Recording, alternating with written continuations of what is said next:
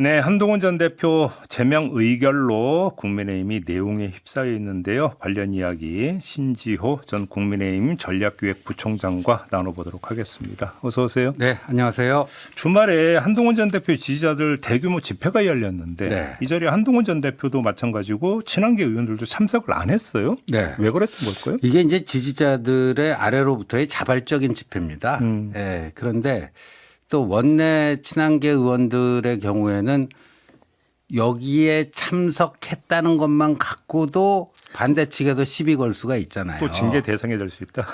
그러니까 굳이 그런 시비거리를 만들 필요가 없겠다.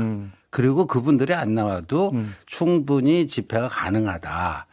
이런 거고 이제 한 전 대표도 본인이니까 뭐 본인이 직접 나온 건 그렇고요. 근데 제가 이제 2주 연속 참석을 하면서 느낀 거는 우리가 보수건 진보건 그 강성이 있고 온건이 있고 그렇지 않습니까? 그런데 이 아스팔트 집회에 나가는 거는 보수건 진보건 좀 강성 지지층에서 주로 나가는 행태 아닙니까? 아무래도 열성이 좀 있어야죠. 그렇죠. 예. 그래서 뭐 중도 보수다 중도 진보다 하는 이런 쪽은 우리가 보통 이제 정치학에서 분류할 때 뭐 침묵하는 다수 뭐 그런 어떤 컨셉으로 얘기를 하는데 제가 이제 2주간 그 보면서 느낀 게 원래 한동훈 팬덤 한동훈이 어디 가면 늘 이렇게 오시는 그 분들 그분들은 기본적으로 나오고 네. 그분들만 나와서는 그 인파가 형성이 안 됐어요. 근데 제가 이제 눈여겨본 거는 그 침묵하는 다수 주로 중도 보수 쪽이라고 볼 수가 있겠죠. 온건 보수. 그쪽의 사람들이 그러니까 이제까지의 그런 뭐 아스팔트 집회에 나가고 해본 적이 없는 분들이 다수 나왔다. 그래요? 그건 좀 눈여겨볼 만한 현상이다 이렇게 봅니다. 알겠습니다. 그나저나 그럼 한동훈 전 대표 일정은 지금 8일인가요? 8일로 예정된 토크 콘서트 말고 잡힌 건 없습니까? 예, 그거 말고는 뭐 아직 뭐 잡힌 건 없습니다. 근데 이 토크 콘서트 이 티켓 판매를 네. 가지고 좀 말이 좀 있던데 이거 어떻게 봐야 되는 겁니까? 그 한병도 민주당 원내대표가 이걸 굳이 왜 이러는가 싶은데요. 네. 근데 뭐 직업 정치는 아니지만 뭐 김어준 씨 같은 경우에는 거의 뭐 정치 비즈니스를 하는 분 아니에요. 누가 봐도. 예. 보니까 뭐 김어준 씨가 작년에 6월 말에 3일 연속 했던 거 보니까 뭐 요번에 뭐 제일 한동훈 티켓 제일 비싼 거보다도 뭐 보니까 5만 원 이상 더 비싸요. 예. 그리고 거기 문재인 전 대통령 정청래 대표, 김민석 총리, 우원식 국회의장, 민주당 출신 주요 정치인들이 다 왔잖아요. 근데 이걸 가지고 한동훈이 뭐 정치자금 만들려고 장사한다 그러는데 그럼 그 문재인 전 대통령, 김민석 총리, 정청래 대표, 우원식 국회의장은 김어준 비즈니스에 뭐 바람잡이 하러 간 거예요? 그 말이 안 되잖아요. 아무튼 근데 정치자금법이니 선거법이니 그러니까 저촉 가능성을 제기를 했잖아요. 이 점은 어떻게 봐야 되는 거예요? 아니 한동훈이 법률가인데 이 꼬투리 잡힐 일을 하겠어요? 네. 예. 그런 거 없다. 예. 이게요. 출판 기념회는 그걸 가지고 속된 말로 돈을 땡길 수가 있습니다. 예. 근데 그 북콘서트 토크 콘서트. 네. 그 북콘서트도 뭐 이렇게 책을 팔아서 뭐 할 수 있지만 토크 콘서트 책 판매를 하지 않은 토크 콘서트는요. 거기서 돈을 가져가도 문제고 또 자기 돈으로 메꿔도 문제입니다. 정치자금법이 그 정도로 엄격합니다. 되게 복잡하죠 또. 네. 네. 알겠습니다. 아무튼 법적으로 문제될 소지는 없다. 이 이제 말씀. 근데 한마디만 덧붙이면 이 한동훈 전 대표를 제명한 거에 대해서는 민주당 원내대표가 한마디도 안 하더니 이 토콘서트 표를 가지고 뭐 내로남불식 발언한 거 보니까 이 뭐 장동혁 지원 사격하려는 거 아닌가. 알겠습니다. 네. 한동훈 전 대표 이후 정치 행보가 이제 최대의 관심사인데 언론은 계속 어떤 점을 보도를 하고 있냐. 무소속 출마 가능성을 계속 제기를 해요. 혹시 관련 대화나 검토가 있었습니까? 그 가능성은 있죠. 있습니까? 네. 뭐 정치는 가능성이 예술이니까. 네네네. 그런데 이제 그 6월 3일 지방선거에 같이 동시에 있을 국회의원 보궐선거 얘기 아니겠습니까? 그렇죠, 주로 그렇죠. 이제 최근에 많이 나오는 얘기가 영남권에서 출마해서 진짜 보수가 누구인지를 좀 가려볼 필요가 있지 않겠느냐. 뭐 그런 의견도 있고요. 네. 또 한편으로는 뭐 아마도 이 선거 때가 되면 국민의힘 저희 당 그 지방선거 후보자들이 장동혁 대표의 지원 유세는 뭐 별로 원하지 않으면서 예, 원하지 않고 뭐 됐습니다. 안 오셔도 됩니다. 사실상의 거절이죠. 오히려 표가 붙을 수 있는 거는 중도석 우력이 있는 한동훈이 와서 지원 유세해 주는 게 좀 더 후보자들은 원하지 않겠느냐. 그러면 그런데 지원 유세 다니는 것도 하나의 옵션이다.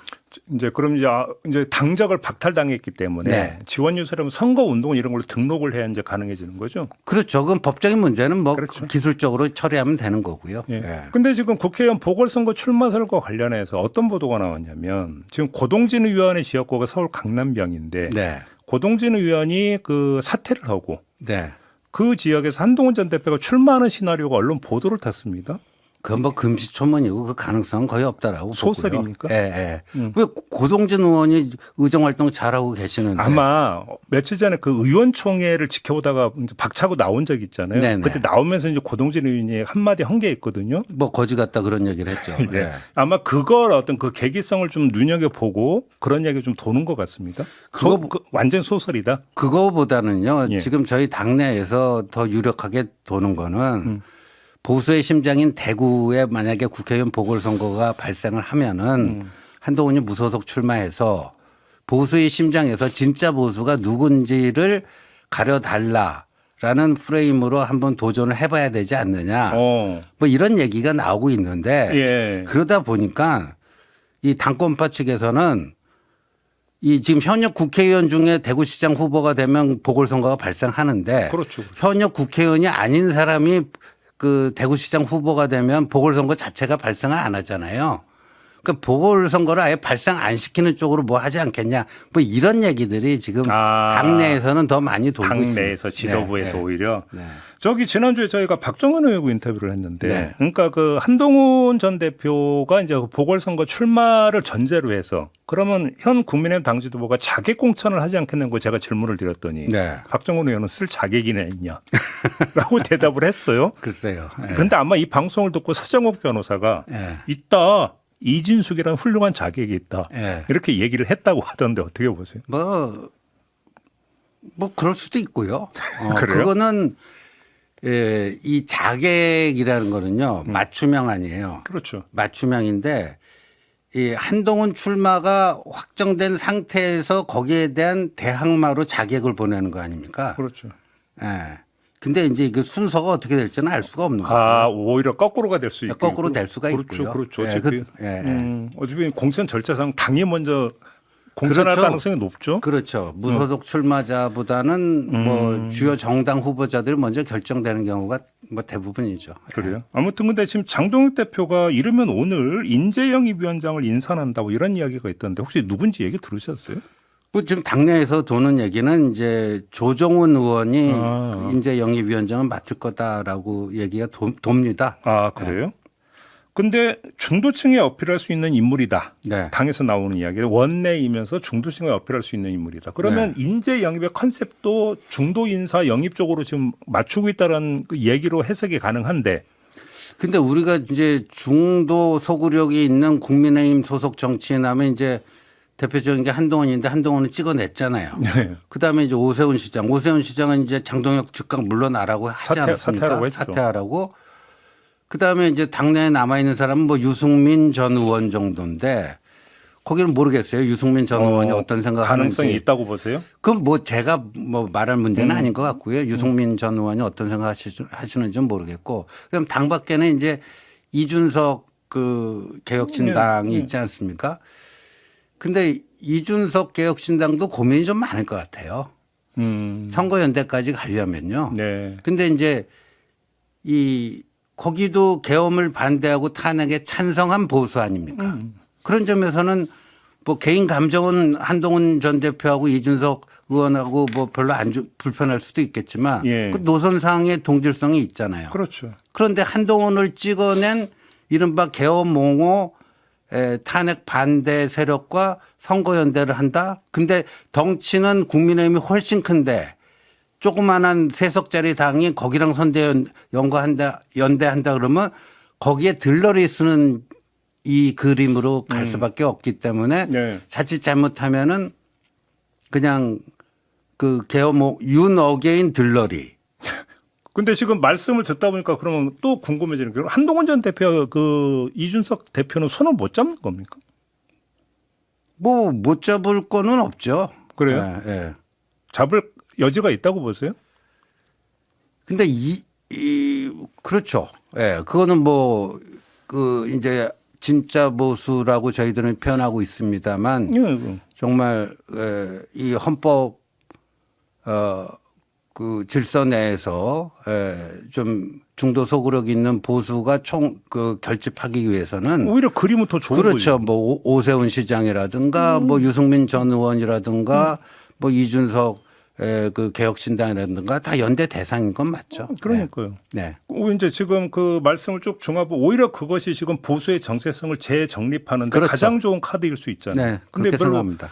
가속도가 안 붙어서 한번 여쭤보는 겁니다. 네. 검토가 안 되고 있는 겁니까? 아니 뭡니까? 아마 이게 국민의힘이 이게 저희 당이 이럴 때 그 좀 과감하게 나서지 못하는 그런 좀 그 당내 그 DNA가 좀 있습니다. 과거의 웰빙 기질. 예, 그 웰빙 기지 있어 이리저리 눈치 보다가 예. 어느 정도 이렇게 판세가 기울어야지 그쪽 가서 좀 예, 그 예. 붙으려고 하는 그런 DNA가 있어서 그런데 예. 아마 지방선거를 앞두고는 한번 요동칠 거라고 봅니다. 오, 그럼 지방선거 앞두고 그런 게 가속될 왜냐하면 수 있다? 예. 지금은 이제 그 한동훈 찍어내기니까 한동훈 개인과 친한 게 그 초점이 맞춰졌다면 앞으로 이제 그 후보자 지방선거 후보자들 결정될 거 아니에요. 그렇죠. 근데 공천 전까지는 당 지도부 눈치를 볼 수밖에 없습니다. 그렇죠. 그렇죠. 근데 공천이 끝나면 자기 살아야 되잖아요. 목소리 낼 수 있죠. 예.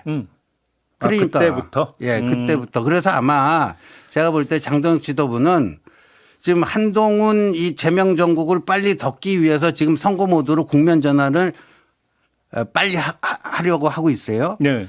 그러니까 이 8년 전 대비는 한 달 먼저 공관위를 띄우는 거고 4년 전 대비는 2달 먼저 공관위를 띄워요.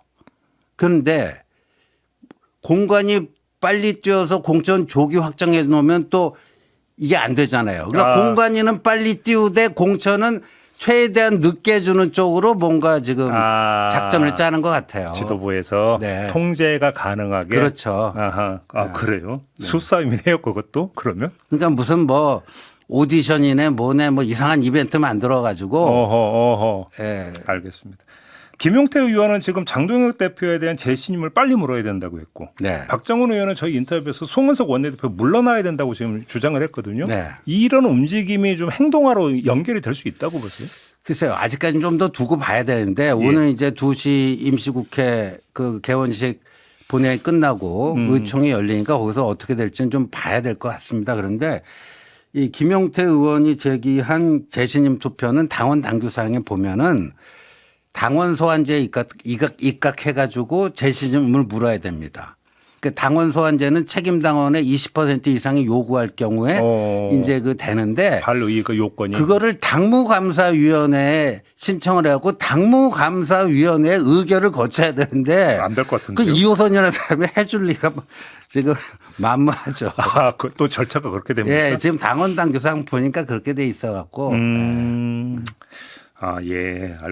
당규가 있군요. 알겠습니다. 고성국 씨 있잖아요. 네. 전두환 씨 사진을 당사에 걸자고 지금 주장을 했다라는데 친한계 의원들이 서울시당 윤리위원회 징계를 요구했어요. 네. 어떻게 결과가 나올 거라고 전망하세요? 이거는 그야말로 뭐 역대급 망언이죠. 네. 뭐 거의 피를 흘리지 않고 민주화를 이룬 전두환 전 대통령의 사진을 당사에 걸자. 이런 역대급 망언이 어디 있습니까? 예. 근데 이제 지금 저희 당의 중진 의원조차도 이 당의 대표가 장동혁인지 고성국인지 모르겠다라고 한탄을 할 정도니까. 그 정도로 영향력 있어요? 예, 있습니다. 있어요? 예, 있고. 예. 그래서 이제 고장 체제라고 해요. 오히려. 지금 당 지도부 고성국 장동혁. 네, 고성국 장동혁 고정 체제라고 하는데 음. 이분이 이런 역대급 망언을 했잖아요. 음. 근데 이분이 뭐 고위 당직을 맡은 적도 없고 그냥 일반 당원 아니에요. 그렇죠. 저기 이제 입당한 지 한 달 정도 됐네요. 이런 경우에는 시도당 윤리로 가게 돼 있습니다. 의원이 아니기 때문에. 예, 의원도 아니고 그 전에 무슨 주요 당직을 맡은 사람도 아니기 때문에 그냥 시도당으로 가게 돼 있어요. 예, 예. 근데 이거는 뭐 누가 봐도 제명 각이죠, 이 정도면. 지금 시당 위원장은 배현진 의원인가요? 예, 배현진 의원인데 거기도 형식상으로는 윤리위원회가 독립적으로 구성이 돼서 거기서 이제 뭐 예. 결론을 내야 될 텐데 예. 이 정도면 그냥 제명 각이죠. 아, 그래요? 제명이 될 거라고 지금 전망을 하시는 거예요? 제명 아니 뭐 그 당원 게시판에 뭐 좀 썼다고도 제명시키는데 뭐 이런 역대급 망언했는데 제명 안 시키면 그게 웃기잖아요. 아니 근데 고성국 씨 영향이 어느 정도인데 그렇게까지 얘기가 나오는 거예요?